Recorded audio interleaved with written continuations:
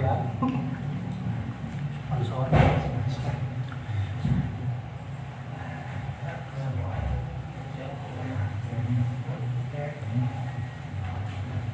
Innal hamdalillah nahmaduhu wa nasta'inuhu wa nastaghfiruh wa na'udzu billahi min shururi anfusina wa min sayyiati a'malina.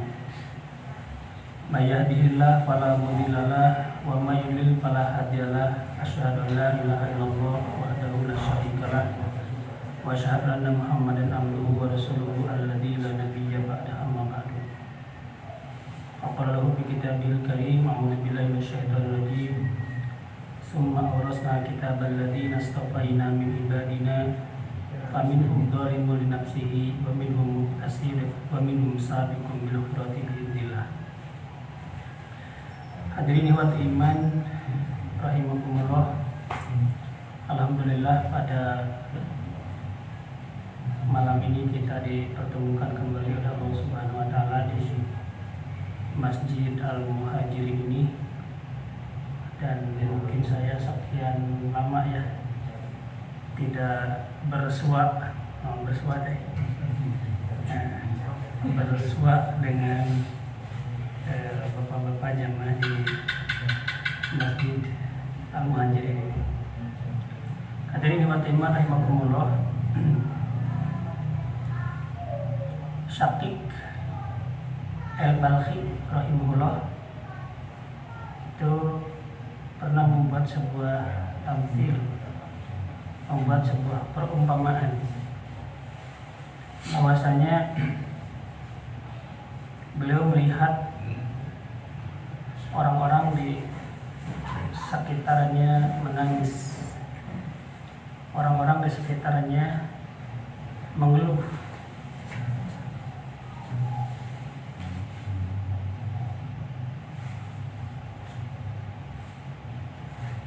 Orang tua mengeluhkan anak-anaknya yang sulit diatur. Ya. Kalau bapak-bapak lihat anak-anak sekarang itu berbeda dengan anak-anak zaman tahun sabaraha ya. Baheula lah gitu ya. Ari baheula mah kan urang ngadu gatri no. Ngadu jangkrik, gatri, sonda, galah, tris pisan baheula mah main teh.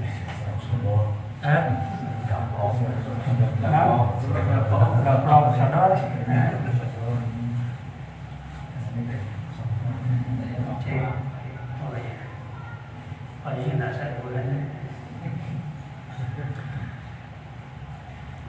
Ingin memobilan baheula mah ku awi ku daun jeruk kunaon cangkang jeruknya jeruk Bali ingin memobilan ku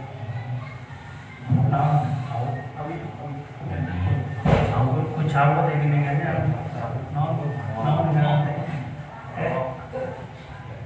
pawal engkol mulanya nah gitu baheula mah anak-anak zaman bretok.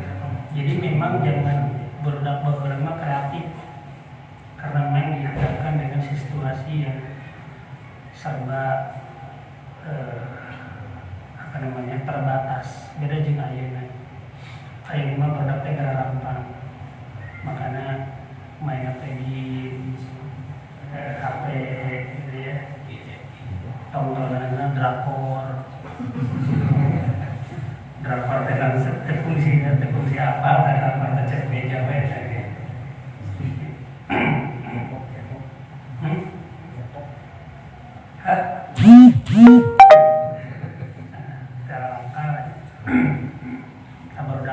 Sehingga tidak kreatif, bahkan lebih cenderung emosional.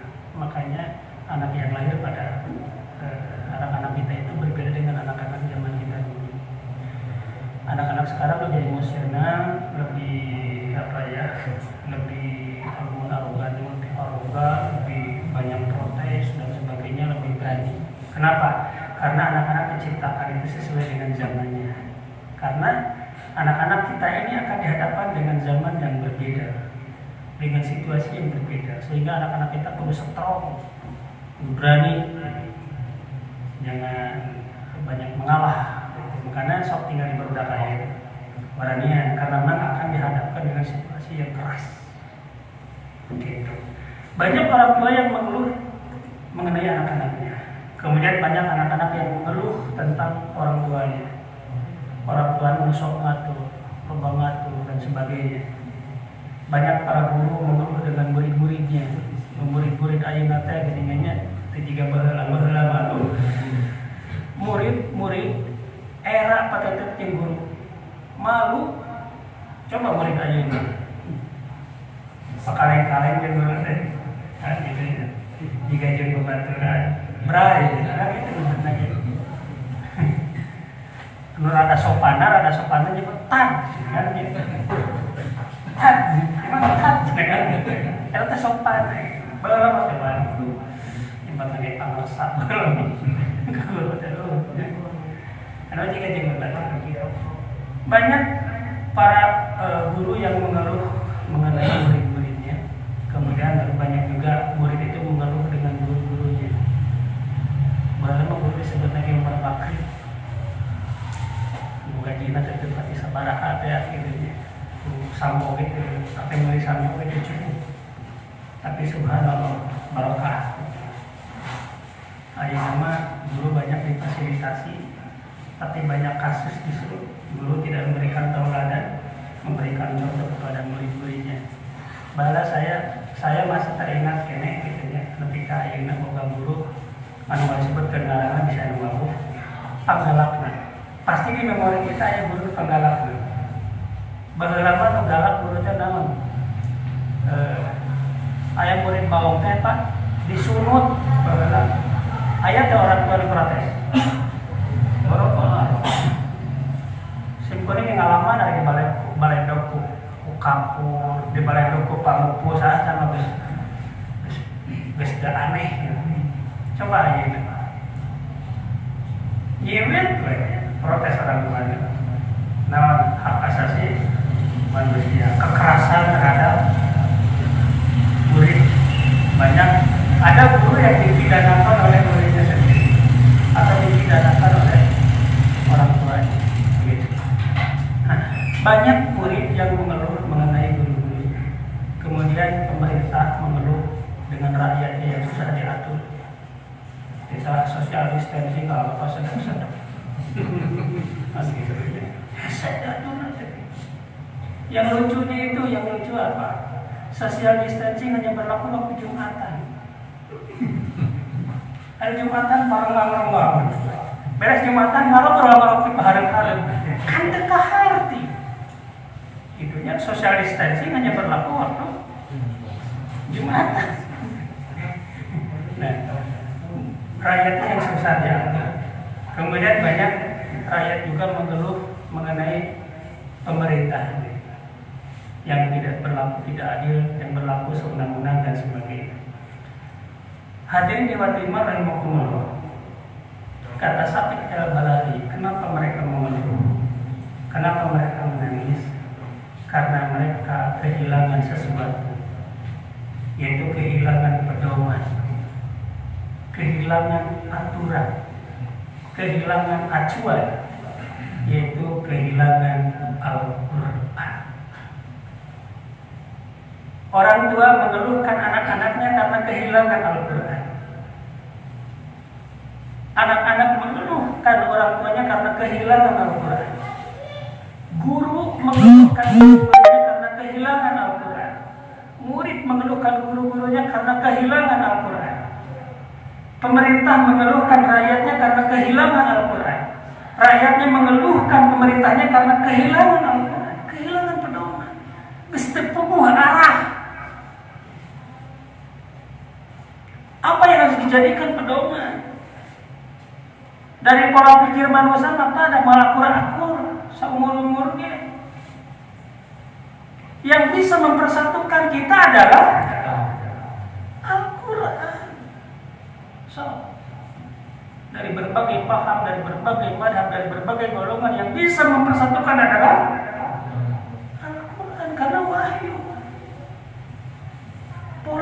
kita, otak kita terbatas. Bapak tong bermimpi bisa mempersatukan pola pikir kita di tempat ini. Bapak-bapak yang biasa kita ngaji bareng-bareng. Nu di imah besok akur. Bapak dan istri akur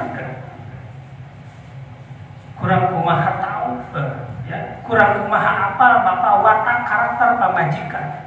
Bisa teh ngakur ke pola pikir bapak. Kan itu ujung-ujungnya rumasa. Dan kenapa setiap kita yang mempunyai istri pasti para saya yang memajikan anak. Mantap apa modal? Kan itu berarti pas saya, Pak. Bukan baru datang orang berarti pas saya. Mantap untuk para saya mah ya. Nah, apa? Berarti pas saya. Artinya apa? Kita itu sulit untuk mempersatukan pola pikir. Pak, lamun orang hayang akur jeung pamajikan harus pakai Al-Quran. Sok bapak pamajikan orang papatahan ke orang jago menurut. Beak dengkal orang papatahan pamajikan jago menurut. Cek pamajikannya, sok papatahan orang hari mana? Kan gitu. Kenapa? Karena pamajikan ya, istri kita, anak kita lebih tahu tentang kita. Mata nu hese dakwah itu bukan di sini. Di dia mah gampang dakwah tidak terjauh. Yang paling sulit untuk berdakwah itu adalah di rumah. Kenapa? Karena tahu kartu trik kita tahu. Kartu trik banget. Hayang rada gaul gitu ya, tapi trik teh nyawa. Kartu naon tadi sebutnya? Kartu truk gitu. Apal modal, Pak. Cek urang teh, mah. Hayang barokah usaha. Rumah tangga yang barokah. Kumaha, Pak? Kada hari tahajud, Pak. Tahajud wae. Insyaallah barokah. Kan Bapak ge kerek wae. Rek kumaha? Orang mapatahan ke pemajikan eta tahajud sementara orang kaberangan sholat subuh sok. Berat, Pak. Kenapa? Karena tahu kartu kita. Nah, orang cukup bersabar. Kemudian beberi kulon hari bapak. Mereka itu lebih tahu. Makanya dengan apa kita berdakwah dengan mereka? Itu dengan Al-Quran. Makan apa? Bawa Quran. Cekina Al-Quran.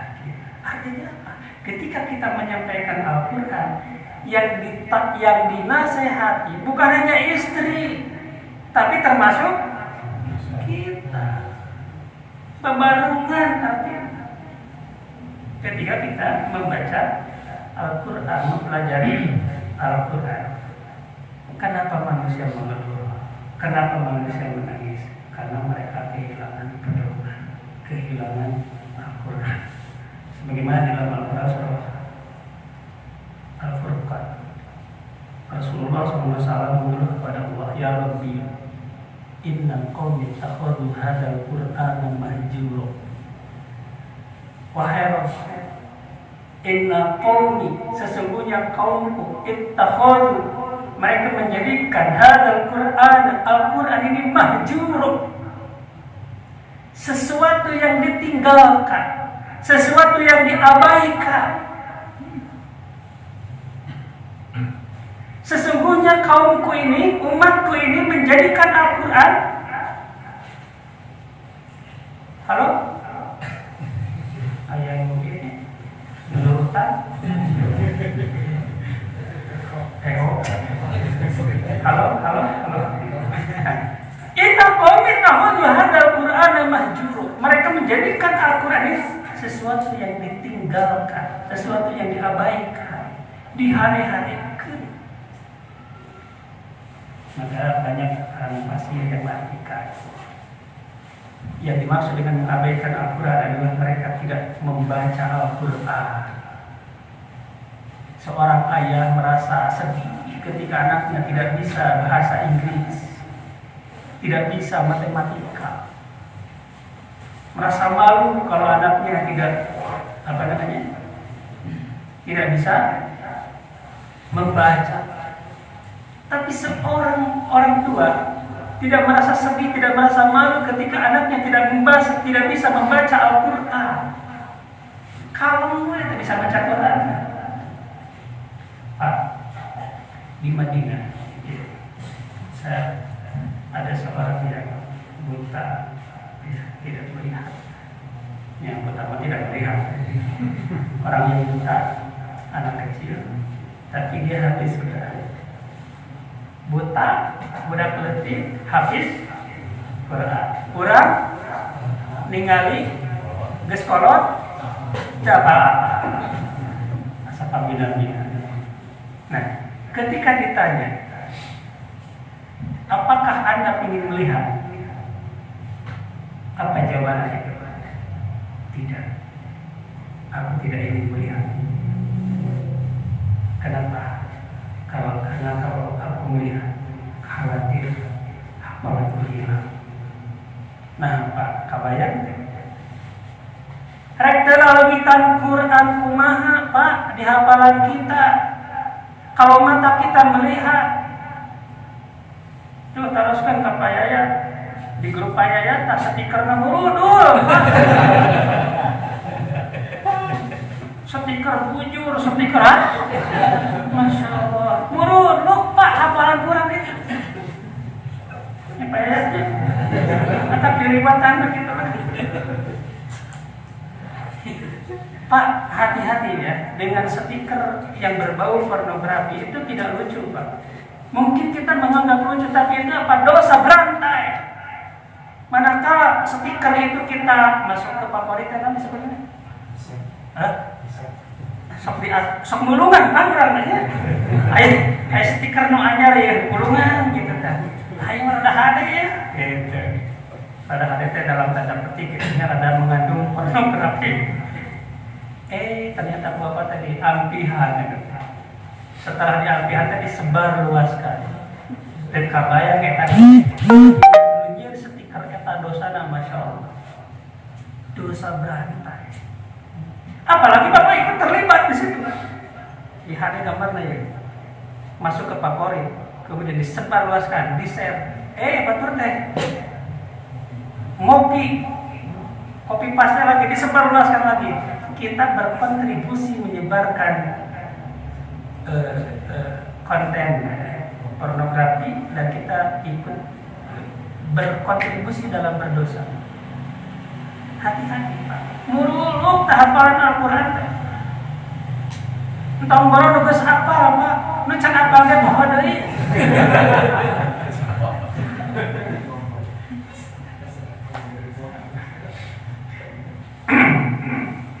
Bapak ya teman kan.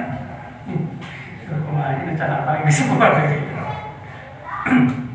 Nah, si anak itu ditanya, tidak ingin melihat. Lantas anak cara bagaimana? Anda itu hafal Al-Quran. Apakah ini bagaimana pandangan lingkungan sekitar Anda terhadap Anda yang habis Al-Quran? Si anak teh biasa aja kan. Tadi teh abdi mah di Madinah cenah gitunya. Anu hafal Al-Quran teh aneh. Justru di kota Madinah itu aneh mun hafal Al-Quran. Aib kalau tidak hafal Al-Quran. Jadi aneh lamun aya jalma teu apal Al-Qur'an. Ari urang mah Gitu nya urang aneh lamun aya jalma hafal Al-Qur'an. Beda saya diknya. Ini Pak kita mata paingan Bapak kata saya dari paingan. Kita banyak mengeluh paingan, banyak menangis kenapa? Karena kita kehilangan Al-Qur'an. Kenapa? Karena jauh dari Al-Quran, tidak membaca Al-Quran. Kemudian ditafsirkan lagi, mereka membaca Al-Quran tapi tidak pernah menerjemahkannya. Mereka membaca Al-Quran tapi tidak pernah menggalinya. Mereka menggali Al-Quran tapi tidak pernah menerjemahkan dalam kehidupan sehari-hari. Pak, Al-Quran dipresentasikan umat Islam, akhirnya seberapa persen akhirnya? Bahkan saya ingat umat Islam di Indonesia itu 80%. Akhirnya seberapa persen? 65%. Masya luas badan Pak. Tapi kita menyiksa etik berkualitas daripada loba tidak berkualitas. Hiji oke? Mau? Hiji oke mau? Kau ya sebenarnya mau? Nah, 65% dari itu Pak dirasa 40 jadi 65%. Nah, dari 65% sabar kurang membaca Al-Quran. Penghitung kedua Pak, sabar persen yang membaca Al-Quran. Dari sekian banyaknya ini, top di luarnya, di luar baca apa? Sabar persen yang membaca Al-Quran. Yang rutin membaca Al-Quran tiap hari. Alhamdulillah. Pak, dari 65% umat Islam ini berapa persen yang rutin membaca Al-Quran? Berapa persen? Kira-kira mana? Karena tidak mana ya? Berapa persen kira-kira?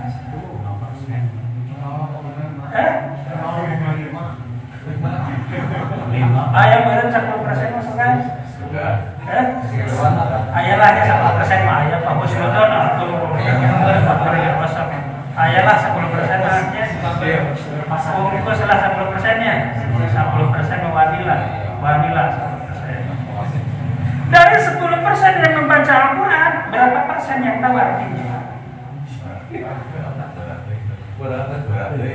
Seberapa? 2%. Nah, dari 2% yang mengerti yang tahu artinya, seberapa persen yang mengerti maksudnya?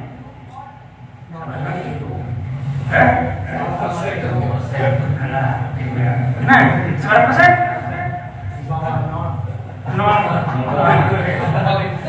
0,5%. Dari 0,5% yang mengerti tentang Al-Quran, berapa persen yang mengamalkan Al-Quran? Makanya bantu saya melihat umat Islam itu apa yang digambarkan oleh Rasulullah seperti buih di lautan, terombang-ambing kesana kemari. Kenapa? Karena kehilangan Al-Quran banyak tapi tidak berkualitas.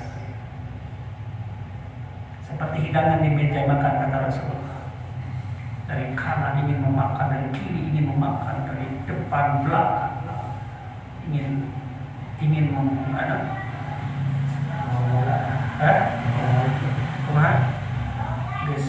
Salah ketiga hidangan di meja makan. Para sahabat bertanya, ya Rasulullah, apakah kita ini sedikit? Tidak, kata Rasulullah. Justru kalian banyak, tapi banyaknya kalian tidak berkualitas, tidak berdaya.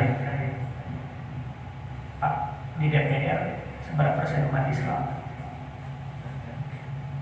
Berapa persen umat Islam? Tapi tidak berdaya, tidak bisa menggolkan syariat Islam, bahkan hobi dengan Islam. Umat Islam jadi bulan-bulanan, kejar-kejar, tidak berdaya. Insya Allah. Ada yang satu yang apa ya? Yang ngeri itu apa kejadian di mana itu? Yang Habib Asegaf melanggar PSBB sampai ditendang sama siapa? Satpol PP. Itu persis kejadiannya sama dengan orang Cina, sama melanggar PSBB. Tapi apa yang mereka lakukan dengan orang Cina? Mereka sungguh dawuh mangga silahkan, tapi tidak dengan kepada Habib Asegaf. Masya Allah, umat Islam kita banyak tapi tidak berdaya. Kenapa? Karena kehilangan Al-Quran, jauh dari Al-Quran. Inna qaumi takhudhu hadzal Qur'ana mahjura. Mereka menjadikan Al-Quran ini sebagai guguyon, sesuatu yang ditinggalkan. Hadirin wa hadirat rahimakumullah. Dalam Al-Qur'an surah Fatir Allah Subhanahu wa taala berfirman, A'udzu billahi minasyaitonir rajim. Summa awrasnal kitaba alladziina astafaina min ibadina. Kemudian aku wariskan Al-Qur'an ini kepada hamba-hamba Allah yang kami pilih. Kepada hamba-hamba yang kami pilih. Siapa? Umat Islam, umat Muhammad. Faminhum dzalimun li nafsihi, maka di antara mereka ada yang zalim terhadap diri mereka sendiri. Wa minhum muqtasid, dan di antara mereka ada yang pertengahan, 50-50. 50-50 hasyaudin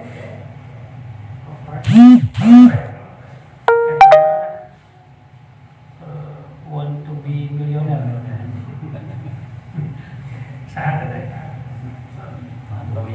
Harta bebas ya, karena kesedapatannya ada want to be millionaire. Muqtasid, titik-titik pertengahan. Wa minhum sabiqun bil khairat, dan ada yang berlomba-lomba dalam kebaikan. Nah, Allah mewariskan Al-Qur'an kepada umat Islam. Mewariskan Al-Qur'an kepada umat Islam. Nah, umat Islam yang diwarisi Al-Qur'an ini ada 3 golongan. Ada 3 golongan. Yang pertama, dolim terhadap diri mereka sendiri. Yang kedua, muqtasid. Yang ketiga, sabiqun bil khairat biidznillah.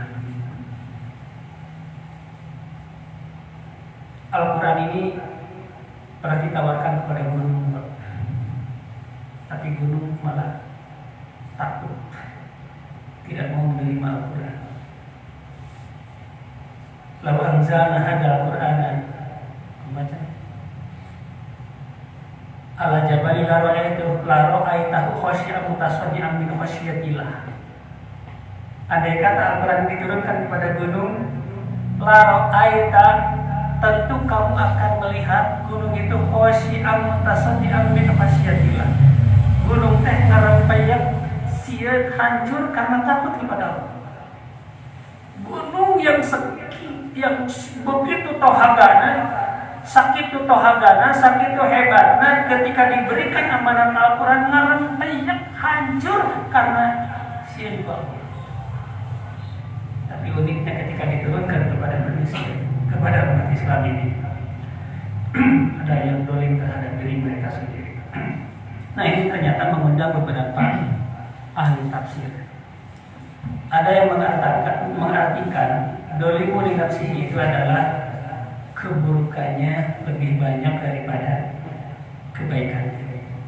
Keburukannya lebih banyak daripada kebaikannya. Keburukannya lebih banyak daripada kebaikannya. Jadi etama apa ya? Keburukan lebih banyak daripada kebaikan. Kebaikan itu saya ya. Apa ya? Kebaikan, keburukannya itu banyak ya.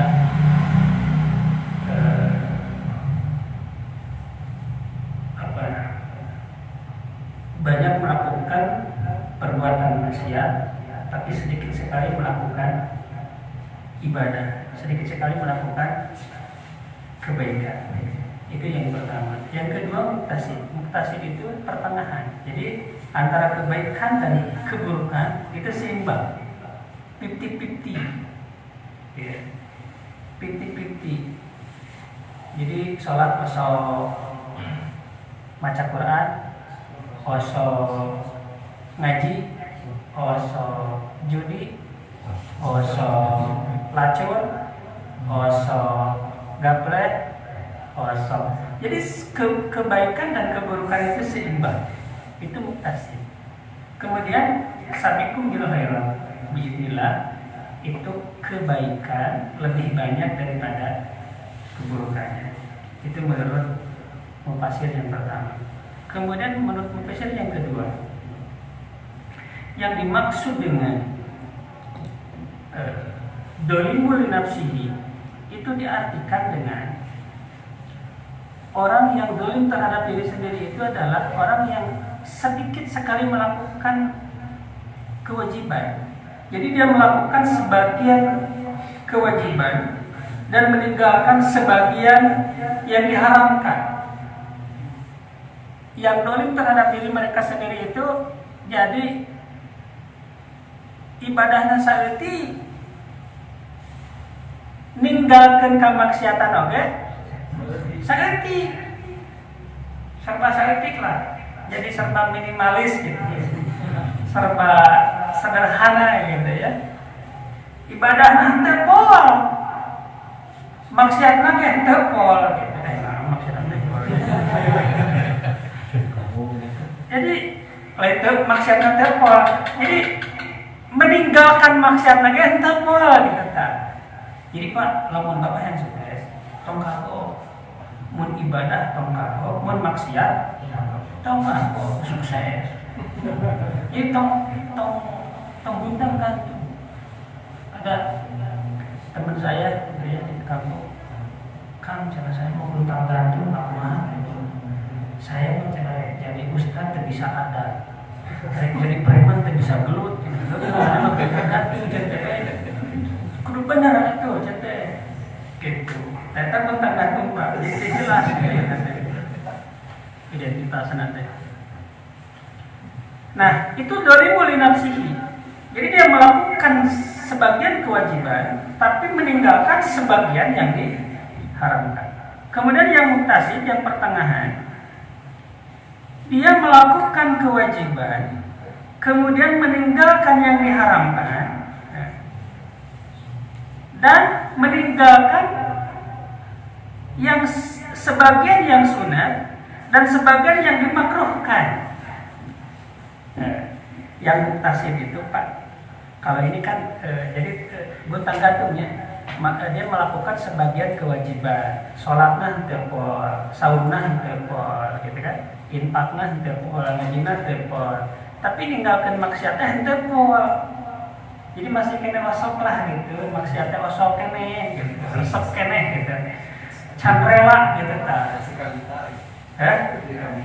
Kabitaan gitu, masih kena kabitaan gitu, meninggali diskotik terus hayang mengkol gitu. Di canpol. Karena itu dolim terhadap diri sendiri.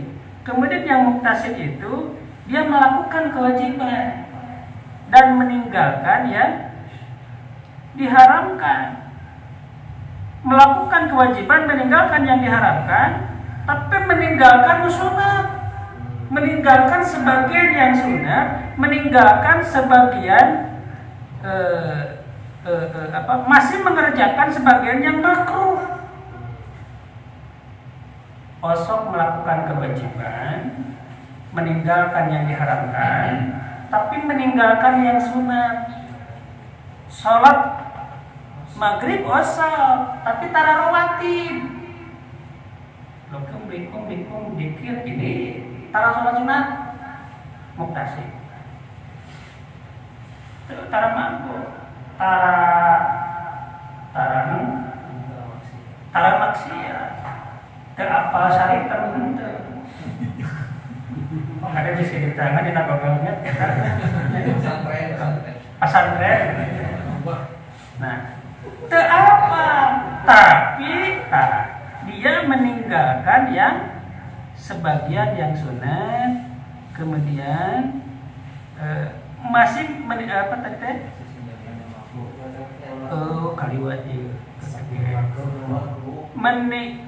melakukan kewajiban, meninggalkan yang diharamkan, meninggalkan sebagian yang sunat, dan melakukan sebagian yang makruh. Resep keneh kanu makruh. Naon makruh? Lain nabi kan. Ya salah satu lah. Masih kena resep nu makruh. Ya banyak nu makruh mah. Eta mah wajib. Lamun ngaliwat. Mengaliwat wajib. Sampurna teh. Malayatimul wajibun labi fa wajibun. Ulah lah dipakai dalil eta. Penyalahgunaan kaidah usul fikih eta teh. Apa yang tidak sempurna satu kewajiban, maka sesuatu menjadi wajib. Itu dalil wudu gitu ya. Nah, masih resep kanu makruh, masih kena resep kanu subhat, masih kena resep kanu remeng-remeng, muktasi pertengahan. Nah, ada yang ketiga ini sabiqum bil khairati biidznillah. Nah, mereka itu melaksanakan yang wajib maupun yang sunat, meninggalkan sunat. Pak, ada definisi sunat apa? Seringkali orang mengartikan yang sunat itu dilaksanakan mendapatkan pahala, lamun teh dilaksanakeun teu nanaon. Pan kitu nya. Namanya terawati apa itu nanaon? Pan kitu. Dilaksanakan mendapatkan pahala, lamun teh dilaksanakeun teu nanaon. Pan kitu. Ya. Padahal sunnah itu lebih ini kan muakkad. Muakkad itu mendekati wajib. Ya. Jadi dilaksanakan mendapatkan pahala, lamun tidak dilaksanakan rugi, kuduna kitu rugi. Nah, yang sabiqun bil khairat ini adalah ketika dia melaksanakan kewajiban, melaksanakan yang sunat, meninggalkan yang diharamkan, meninggalkan yang makruh. Nu makruh ge ditinggalkeun. Kemudian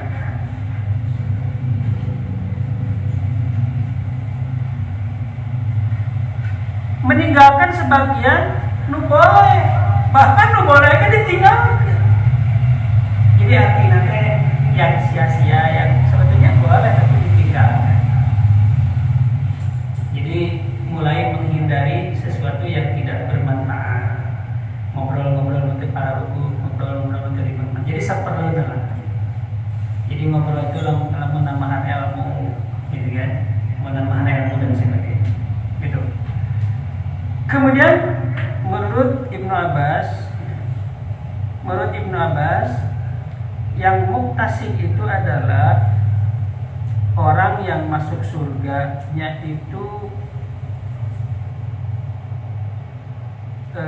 karena mendapatkan syafaat. Artinya orang yang mendapatkan ampunan dari Allah.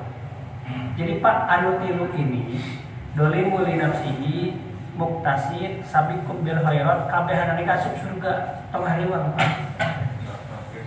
Makanya diajar tauhid mah resepna teh eta Pak. Jadi dalam ilmu tauhid itu masuk surga, masuk neraka. Masuk surga Pak. Matak saya meresep diajar tauhid teh naon? Ku sabab urang sareng teh bakal masuk surga. Ngan hiji sareng teh teu loba ulah musyrik. Sok sanajan berpati sholat, sok sanajan akhir pembeli-beli. Rahasia sebenarnya mah eta ya. Ya. Sebenarnya mah rahasia kan bisi. Hariwang sebenarnya begitu, tapi tidak percaya geus kabat di mana gitu. Sahabat bertanya, "Ya Rasulullah, bagaimana kalau dia melakukan zina? Bagaimana kalau dia pernah berjudi? Bagaimana kalau dia pernah mencuri?" Masuk surga. Cuma syaratnya hiji, ulah musyrik. Modalna la ilaha illallah. Dalam hadis riwayat Ibnu Mas'ud masuk surga. Gitu. Nah, orang deh asal masuk surga. Kalau karena musyrik teh gampang, sebenarnya ninggalkan musyrik teh. Sidik meninggalkan musyrik teh berat. Berat Pak ninggalkan musyriknya. Ayah hukum dina tikung gitunya. Gitunya. Apa namanya? Gampang. Jadi tipis sekali gitu antara tauhid dengan syirik itu ternyata.